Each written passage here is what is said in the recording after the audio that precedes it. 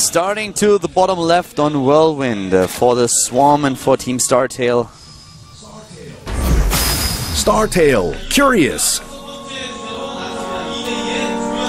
He's very curious what kind of pool opening his opponent is going to use here, and so far things look quite normal at the top right, where we see the AZUBU player spawn. A former TSL and LGIM player.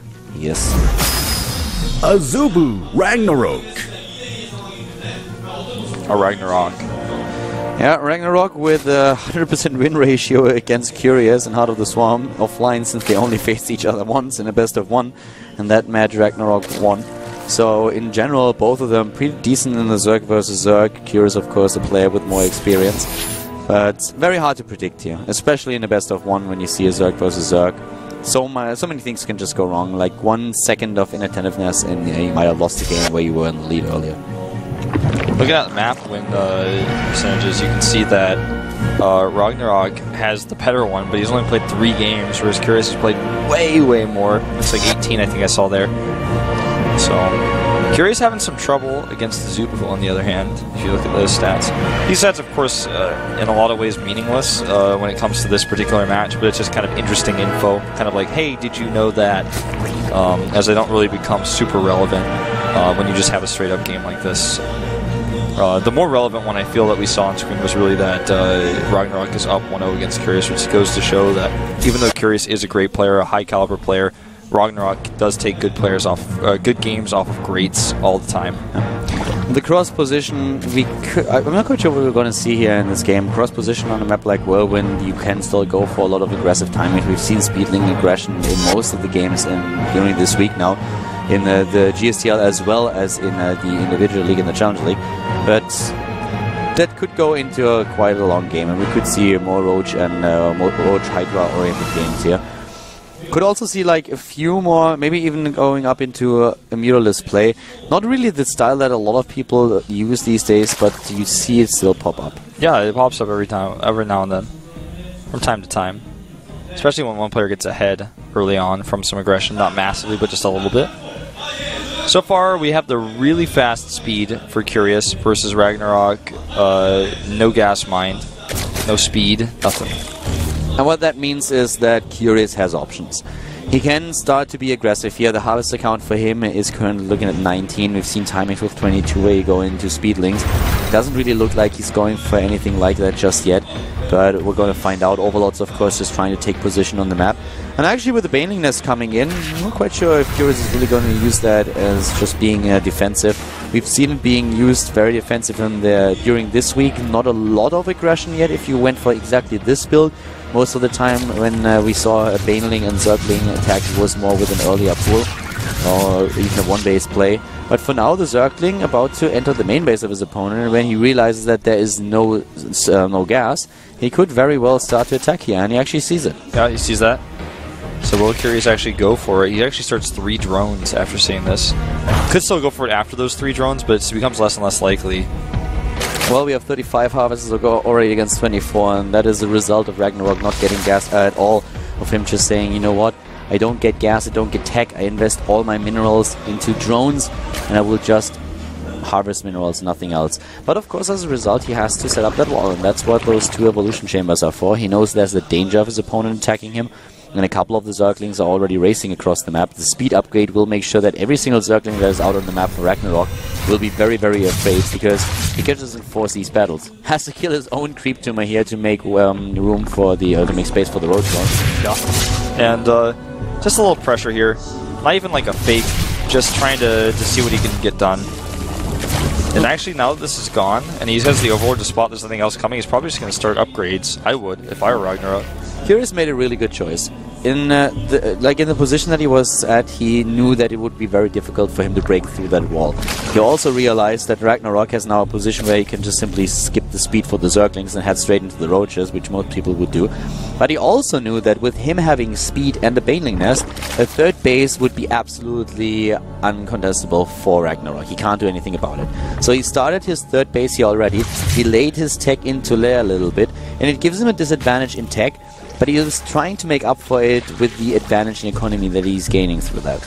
Yeah, and I really like the 1-1 upgrades for Ragnarok, but this map is so big that the third base is going to become important very, very quickly, because the longer he has that, the more gas he gets. The more gas he gets, the more units he gets. That's how ZVZ works. And the upgrades that Ragnarok is getting right now, that's fine. But when it comes to real numbers and getting the 2-2 out when the actual fighting matters, I kind of like what Curious has here.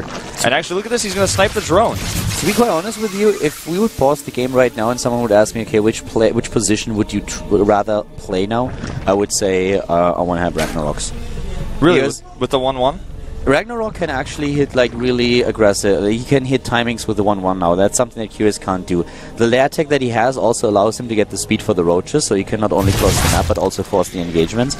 And Curious expansion is of course coming into play, but don't forget that we had a huge harvester lead for Ragnarok just because he invested only in minerals. So everything that Curious got in the early game, the speed, the Baneling Nest, the Zerglings on the map, that didn't do anything for him. He couldn't do anything with it. So with Ragnarok attacks and really utilizes what he has, and I feel he could do a lot of damage to Curious. Yeah, well, Curious is definitely going to be way behind the upgrades for a while. He gets his own roach speed a little bit later, gets his own upgrades a little bit later. I mean, look at the army supply, 54 already against 42, and when he attacks with the speed and +1/+1, Curious will not have a single upgrade. So that third base is a pretty cool thing for Curious, that he has it faster, but it's a matter of can you actually defend it? And that's something that he has to show now. But actually Ragnarok is not completely committing to this. He's only getting he's getting a lot of roaches, but he's also joining up behind it. And oh, I love the Nidus network there. That is going to be great, because that means he can reinforce so much faster. And he, by the way, Curious doesn't have his bases connected by creep for some reason. He's starting to work on it, kind of. That's not a place to engage. Good defense here by Curious on top of the ramp. And there's the Overseer, already in position, and he's actually in position at the main base. And the Roach is poking here. That basically just tells Curious, dude, have your Roaches to defend your third, and maybe your natural. And it just draws attention away from the main base, and that's where the Roaches are now going to hit. Yep, right in the main. There's the Overseer right in play. I love it. Nice moves here by Ragnarok. Really, really well done so far. But, I mean, he hasn't won the game. Well, yeah, certainly not with walking into those. But he's, like you said, drawing the attention into the main base. And now second Nidus Worm actually out here. So he can actually jump between the main base and the third. This is going to be so effective. Goes for the Queen. And basically, he's just going to get a concave at the top of the ramp, trade as best as he can. But actually, he doesn't actually control it. Yeah, he doesn't really get it as he would like to have it. So right now, the supply is very much the same in army supply. Even the drones are helping out here, trying to soak up the damage. We do not have units running over to the third base. The second Nidus is ready.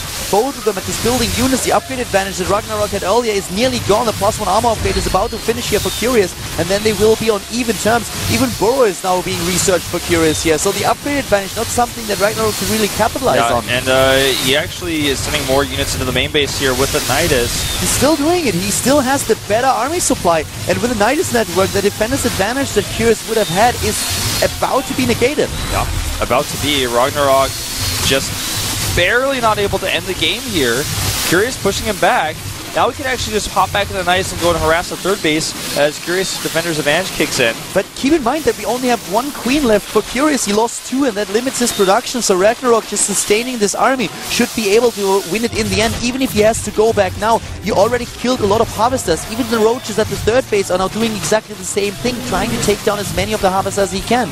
He takes the Harvester lead. He has an overall supply lead. He has more Queens. He has the better production, and that's something that should win him the game here if he keeps it up. Yeah, he's keeping it up so far, going for the hatchery here as well, going to even further eliminate Curious' production. One more shot will do it, gets away here, and even if he loses his Nidus, it's okay. He's killed so many Harvesters, now 13 Harvesters up on his opponent. He's ahead in Roaches, and even gets away through the Nidus. Yeah. Beautifully done. He gets away, he has 3 bases against 2, he has the Queens, he has the production, he can go into the upgrades. It is his game to lose now. He needs to make a mistake for Curious to be able to come back into this match. At this point, Ragnarok has won it. He just has to bring it home. Yeah, Curious is basically like a ghost right now. He's going to come over here and try to use some Contaminate to slow down production. And you know, it's beautiful moves. I mean, the Nidus network in the main base, then another one at the third base. That was really well done. The only thing where you could say, okay, you could have done that a little bit better is maybe time out the upgrade timings and the Nidus. That's the only thing where you could really say like, okay, if you're a nitpicker, you go and say like, dude, if you attack a little bit earlier with that, you have such a huge lead. You could win the game right there. But he's in a perfect position. Queen's being rebuilt slowly for Curious. He's trying to rebuild his third base as well, and he's going to Infestors, gets Pathogen Glands, and with Infestors he can get some fungals off maybe and try to take an engagement, because he needs to take not only a decent engagement but basically a perfect engagement, and probably more than once for him to get back in this game. He's not going to give up just yet. He does not want to give the lead to AZUBU here, but it looks less and less good for Curious the longer the game goes on. Another Nidus comes down. It looks like he really just wants to finish it now. Army supply 140 to 80. There's no Infestors. I don't see Curious holding here. He just, even if he gets the Infestors in the game, he cannot build Infestors and Roaches. That's impossible. He doesn't have the economy to do that. And just look at the swarm of Roaches moving across that map now on the screen. This is an A move that he has to perform here, nothing else. You don't need unit control micro here anymore. An A move is going to win you that game in this position. Yep. He's microing well regardless. That Infestor going to get targeted here. Infestor moves in, sees the Roaches, like, screw that, and runs away. GG and game. AZUBU is suddenly in the lead.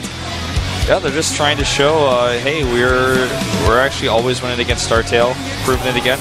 And like we talked about before, Ragnarok could be your man. He could be the guy who comes out and takes a big name player down in the team league, and that's exactly what he showed us today. ZVZ, a really good matchup for Curious, but today was not his day, and StarTale coach looking a little bit stressed at this moment in time.